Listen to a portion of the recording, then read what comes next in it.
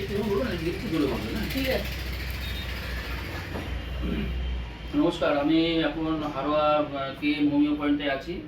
আমি এখন একজন রোগীর সাথে কথা বলবো, যিনি দীর্ঘদিন ধরে কিডনি স্টোন নিয়ে ভুগছিলেন এবং ফ্যাটি লিভার ডিজিজ এবং ওয়েটটা আস্তে আস্তে গেইন করছিল। আমার কাছে মোটামুটি মাস দিয়ে ট্রিটমেন্টের পরে ওনার কিডনি স্টোনটা বেরিয়ে যাবে এবং ওয়েটটাও কমে। তা আমি ওনার নাম হচ্ছে মিসেস রুমা ব্যানার্জি। উনি হারোয়া থেকে একটু দূরে থাকেন। আচ্ছা, আপনি আমার কাছে যখন এসেছিলেন তার আগে আপনার কী কী সমস্যা ছিল?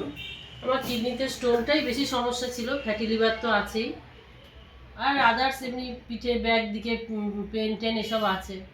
আপাতত এখন আমি সুস্থ আছি। আপনার কিডনি স্টোন বেরিয়ে গেছে তো? হ্যাঁ হ্যাঁ হ্যাঁ হ্যাঁ।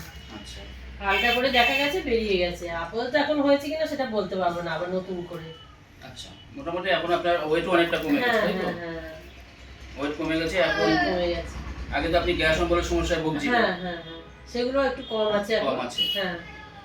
আচ্ছা, আর কিডনিতে মানে আপনার ইউরিনে কোনো সমস্যা আছে? না, ইউরিনে আমার কোনো সমস্যা কোনোদিনই ছিল না। আর এখন আমার মানে পাথর ছিল যে আমি বুঝতেই পারতাম না আমার পাথর আছে, শুধু এই সাইডগুলো ব্যথা করতো আর কি, এটাই আমার কিডনিতে পাথরের আর কি।